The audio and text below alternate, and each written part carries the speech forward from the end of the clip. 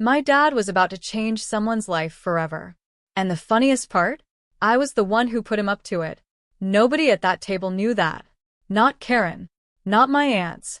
Not even Layla, the girl whose entire world was about to shift in the next 15 minutes. They all thought this was just a Sunday dinner. Nice tablecloth. Good food. Family together. Maybe a little overdressed for no reason, but fine. I knew exactly what it was. I had known for 4 months. Let me paint the picture for you. 13 people crammed around a dining table that was really only built for 10. The good plates were out. Karen's white ones with the gold rim that lived in the cabinet above the fridge and only came down when she needed to perform. Candles lit. Wine poured. A pot roast that had been slow cooking since noon. On the surface, a perfectly normal family dinner. But my dad kept touching his jacket pocket. Just slightly. Every few minutes. Like a man checking that his wallet is still there before he walks into a store. Except what was in that pocket wasn't a wallet. It was an envelope. And inside that envelope were documents that were about to make one person at this table cry, make everyone else gasp, and make me sit completely, perfectly still. Because while everyone around me was about to be shocked, I had been waiting for this moment for 4 months. And I had worked too quietly and too carefully for too long to react like I didn't already know. So before I tell you what happened when my dad finally reached into that pocket, let me tell you how we got here. Because this story doesn't start at that dinner table. It starts 10 years earlier, with a woman named Karen, and a little girl in a dusty rose bridesmaid dress who genuinely believed she was gaining a family. She had no idea what she was actually losing. My name is Mia. I'm 24 years old, and I work as a paralegal at a family law firm called Hendricks & Lowe, about 6 blocks from the courthouse in the city, where I grew up. I say that not to impress anyone, but because it matters to the story. When you spend 40 hours a week processing custody modifications, reviewing adoption petitions, and organizing the paperwork that quietly restructures people's families, you start to understand that the law doesn't care about who felt like family. It only cares about what was made official, what was signed, what was filed. I learned that at work. I also learned it at home, starting at age 14, the year my dad married Karen. My mother left when I was 9. I won't spend much time there. That's a different story. What matters is that by the time Karen arrived with her daughter Layla, who was 7 at the time, I had already spent 5 years being my dad's whole world. Sunday morning pancakes. Homework at the kitchen table. Every school play he showed up to in the 3rd row with his phone camera already recording. Then Karen arrived. And my dad, who I believe genuinely loved me and still does, made the very human mistake of not realizing that loving a new family and slowly disappearing from your first one can happen at exactly the same time. He didn't mean to. That almost made it worse. It didn't happen all at once. That's the thing about being slowly moved to the edge of something. It's so gradual that you spend years wondering if you're imagining it. I was 14 when my dad and Karen got married at a small venue outside of town. 40 guests, a buffet dinner, a chocolate fountain that nobody touched. I was a bridesmaid.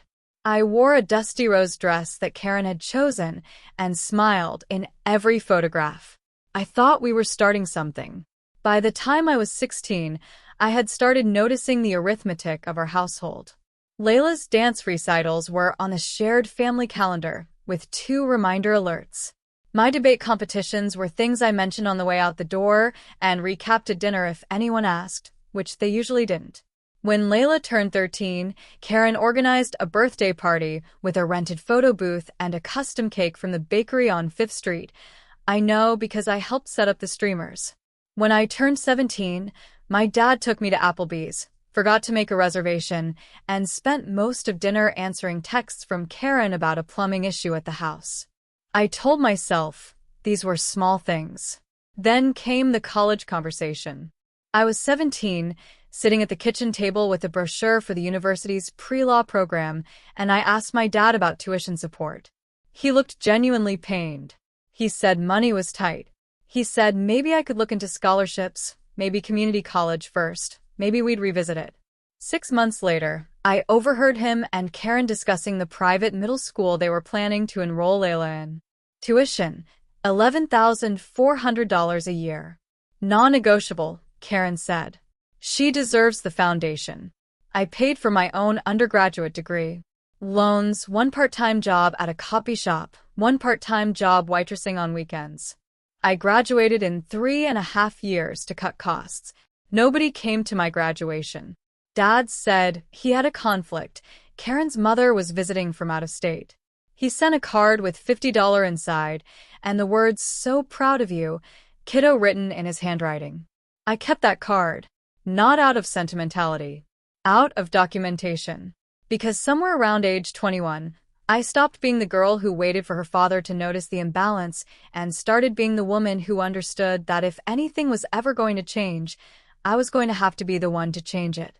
Quietly, carefully, without making a scene that could be dismissed or minimized. That was the year I started paying attention differently. And what I found, I was not expecting. It was a Saturday in October about 18 months ago. Karen's sister Deborah was visiting from Houston, and Karen had organized one of those dinners that was less about food and more about performance. The good plates were out. The ones that lived in the cabinet above the refrigerator and only came down when Karen needed someone outside the family to see how well she'd built her life. There were 9 of us at the table. Pot roast, roasted potatoes, a green bean dish with slivered almonds that Karen had found on a cooking blog. Layla was talking about her sophomore year at the private high school, the one my dad was still paying $13,200 a year for, and everyone was listening the way people listen when they've decided in advance that everything someone says is worth hearing. At some point, Deborah turned to me and asked, pleasantly enough, what I did for work. I told her, paralegal, family law, going on 2 years. She nodded. Then Karen, without looking up from the serving dish she was holding, said, and I am going to give you her exact words because I have replayed them so many times they are essentially engraved. Mia's always been the independent one. She never really needed us the way Layla does. Some kids are just built that way. Deborah smiled and said, oh, that's a gift, really. My dad said nothing. He reached for the bread basket. I sat with that sentence for the rest of the dinner. I watched Karen refill Layla's water glass without being asked. I watched my dad laugh at something Deborah said. I watched Layla show everyone a photo on her phone of a school trip she was planning to take to Washington, D.C., $1,400, fully funded by my dad and Karen, already booked.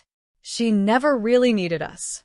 What Karen had done, in one quiet sentence at a dinner table in front of company, was reframe 10 years of being deprioritized as a personality trait of mine. She had taken the gap she and my father had created and explained it as something I had chosen. Something I was built for. It was the most elegant piece of revisionism I had ever heard. And it was the moment I stopped being sad about any of it and started being strategic.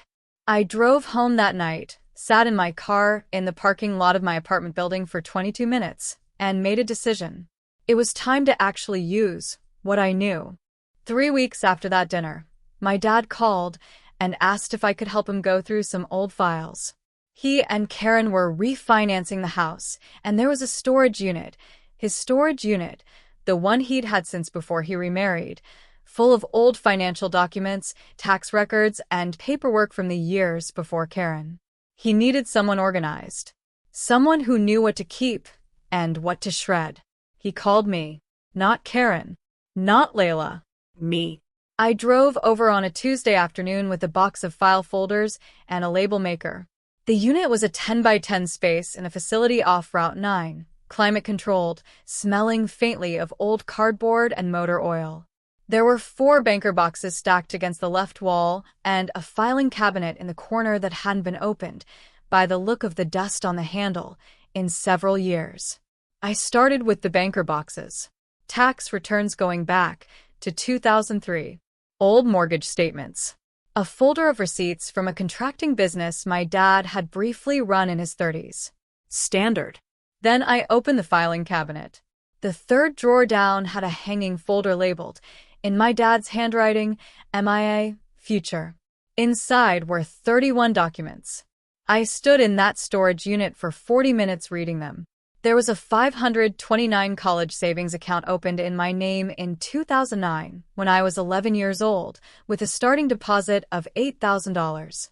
There were annual contribution records, $1,200 here, $800 there, running consistently until 2014 when the contribution stopped. The account balance at last record, $23,450. There was a letter my dad had written and never sent, addressed to me, dated the year he married Karen. It was 3 paragraphs. The last line said, "I need you to know that nothing about loving her changes what I feel for you." I don't know how to say that out loud yet. I'm working on it. There was a copy of his will, outdated, from 2016, in which I was listed as the sole beneficiary of a life insurance policy valued at $175,000 and as a co-inheritor of the family property alongside any future dependents. He had not forgotten me. He had just gotten quiet.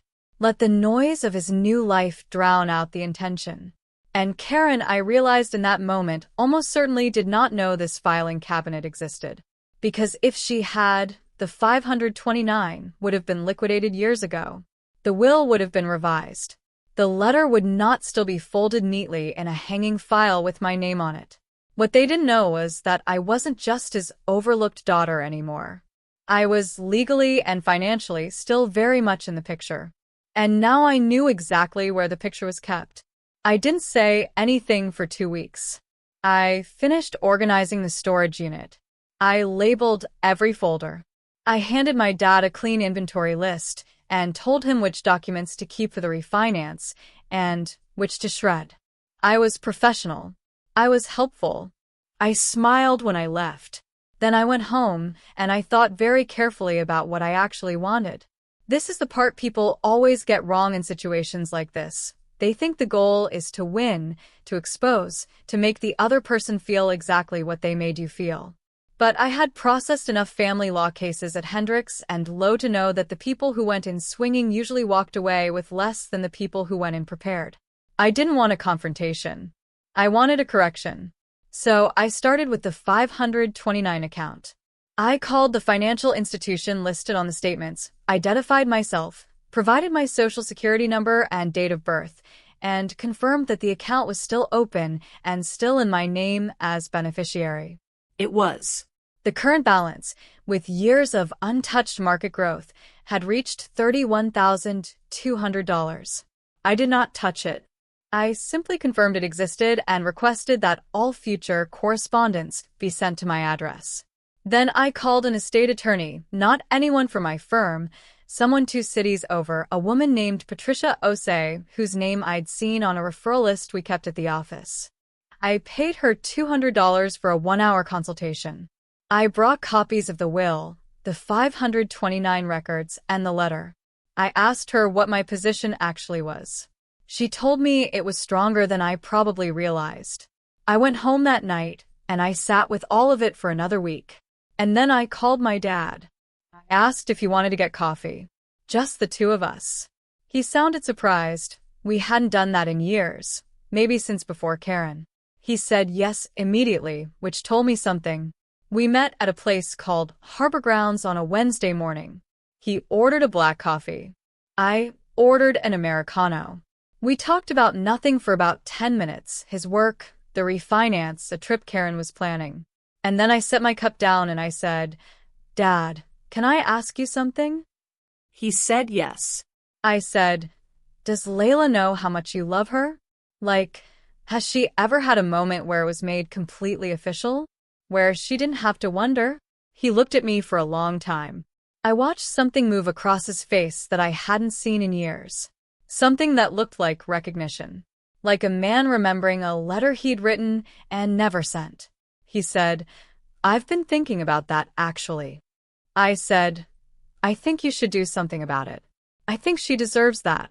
And Dad, I think you deserve to have done it." I did not mention the filing cabinet. I did not mention the 529, the will, or the attorney. I did not mention Karen's comment at the dinner table about how I was built for independence. I just planted one clean seed in the most unguarded version of my father I had accessed in a decade, and then I finished my Americano and I let him sit with it. 4 months later, he had worked with an adoption attorney, completed the home study, filed the petition, and planned a dinner. A dinner with the good plates, and candles, and 13 people who had no idea what was coming, except one. So let me take you back to that table. The white tablecloth, the pooling candle wax, the 13 people who had dressed up for a Sunday dinner without being told exactly why. Karen had cooked for 3 hours. Layla had worn a yellow dress she'd bought specifically because her mom said the occasion was special. My grandmother had driven 40 minutes from her apartment in Westfield because my dad had called her personally and asked her to come.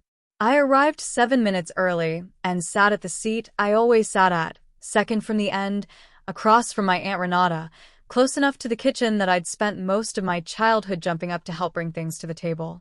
Old habit. Old position. I wore a dark green blouse and my hair down. I had eaten a small meal before coming because I knew I wouldn't be able to eat much at dinner. Not from nerves. From awareness. When you know what's about to happen in a room and no one else does, it creates this strange, quiet fullness, like your body is already processing something your eyes haven't witnessed yet. My dad came out of the kitchen and looked at me first. Just for a second. He gave me a small nod. That nod. 11 months of patience, $200 in legal consultation fees, one Wednesday morning Americano, and one carefully planted question. All of it lived inside that nod. He didn't know I knew the full picture. He thought I had simply asked him a loving question about his stepdaughter one morning over coffee and then moved on with my life. He had no idea I had spent 4 months watching the process unfold from a careful distance, tracking the timeline quietly the way I tracked case filings at work, noting each milestone, never pushing, never revealing. Dinner started normally. Wine was poured. Karen's pot roast came out, and everyone said the things people say. My Aunt Renata asked Layla about school. Layla's best friend, a girl named Priya who still had no idea why she'd been invited, talked about a concert she'd attended the weekend before. My grandmother ate quietly and watched everyone the way grandmothers do, with a soft, comprehensive attention that misses nothing. About 40 minutes in, my dad set down his fork. The table didn't go quiet all at once. It went quiet in a wave, the way a room does when someone does something small that feels significant. He reached into the inside pocket of his jacket, which was hanging on the back of his chair, and he pulled out a white envelope. He looked at Layla. He said, "I've been trying to figure out how to do this right for a long time. And I realized there's no perfect way. There's just doing it." Layla looked at the envelope. She looked at her mother. Karen's hand went to her mouth. My dad slid the envelope across the table. Layla opened it slowly. She pulled out the first page, and I watched her eyes move across the top line. The case number, the court seal, the words petition for adoption granted, and she made a sound I don't have an accurate word for. Not a cry exactly. More like something releasing. Like a breath she had been holding since she was 7 years old and moved into a house with a man who was kind to her, but not yet hers. She stood up from her chair and went around the table, and my dad stood up too, and they held onto each other for a long time while everyone around them either cried or tried not to. Karen was crying. Priya was crying, and she didn't even fully understand what she was witnessing. My Aunt Renata pressed her napkin to her eyes. My grandmother reached across and put her hand over mine without saying anything.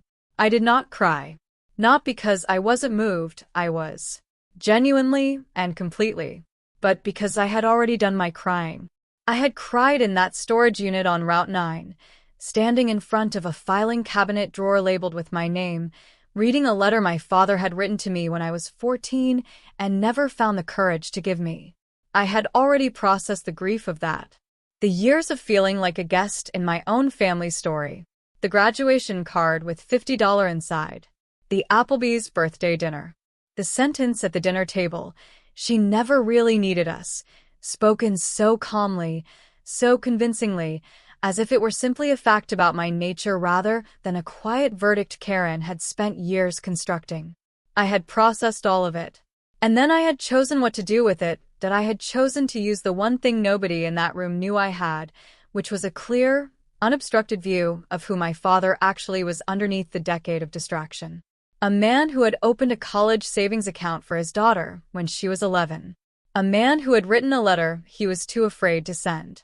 A man who, when his older daughter sat across from him at a coffee shop and asked one simple, generous question, had looked like someone who had just been given permission to do the right thing. I had given him that permission. Quietly. Without fanfare. Without leverage used as a weapon. The 529 account.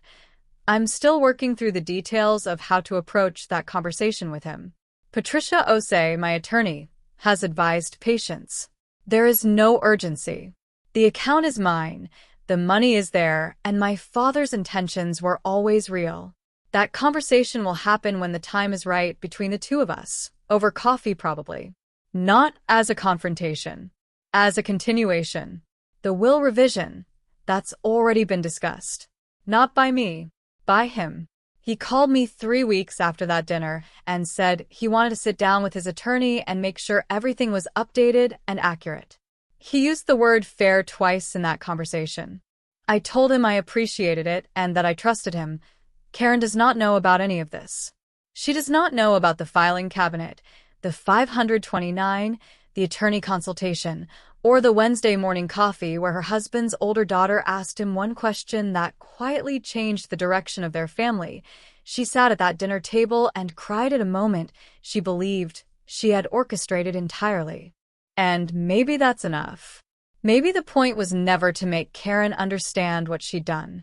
People like Karen don't arrive at understanding through confrontation. They arrive at it, if ever, through consequence. And the consequence Karen is living now is that the family she thought she had fully redrawn around herself now permanently includes me. Legally, financially, emotionally. Layla is officially my dad's daughter, which makes her, in every way that counts, my sister. And I am still his first. That was never actually in question. I had just forgotten for a while that I was allowed to know it. I think about that not a lot. That small, quiet thing my dad did when he looked at me across the table before everything began. He thought he was thanking me for a kind question I'd asked months ago. He didn't know he was also thanking me for every careful, patient, unglamorous thing I had done to make sure that moment could exist. The attorney fees, the account confirmations, the inventory lists, the 11 months of saying nothing while watching everything. Here's what I want to leave you with. Being the overlooked one in your family does not mean you are the powerless one. It often means you are the one who developed the clearest vision, the longest patience, and the deepest understanding of how things actually work, because you were never handed anything and had to learn it all yourself. The most powerful move I ever made in my family wasn't a confrontation. It wasn't an ultimatum. It wasn't even the attorney. It was one honest question, asked at the right moment, to the right person in the right tone. Does she know how much you love her? And if you've ever sat at a table where everyone else seemed to belong just a little more than you, I hope you know that was never the truth about you.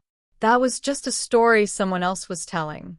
And you are not obligated to live inside someone else's story forever. You are allowed to write a better one. Quietly. Carefully. On your own terms. If this story stayed with you, if you've ever been the one who was labeled independent when what was actually happening was that you were being left out, tell me about it in the comments. I read every single one. And if you know someone who needs to hear that being overlooked is not the same as being unimportant, share this with them today. I'll see you in the next one.